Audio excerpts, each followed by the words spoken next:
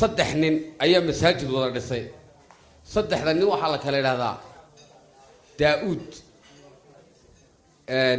يا موسى يا إبراهيم وذين داود وذي جاهلا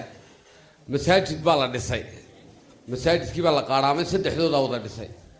مركي مساجد كي لا دسي أي صلاة جمعة مالتي ورئيسي أي اللي قلت كذي وذين سبح اسمه رومو مقلبا سبح اسمه صحف إبراهيم وموسى بكترته odaygii marka imaamkii markuu salaadii xidhay ayaa sabix isma la akhriyay suxuf Ibrahim oo Muusa ayuu maqlay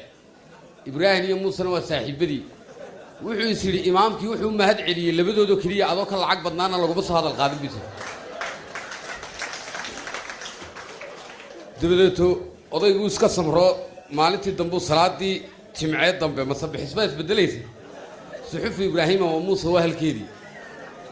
odaygii dabadeeto isagoo aad iyo aad u kacsan ayuu bud soo qaatay salaadii jimcada saddexaad buu isa soo dhigay imaamka agtiisina uu ku tukaday suxuf Ibrahim oo Muusa markuu marayo ayuu madaxa qarxiyay maasuu yiri wadaa'ud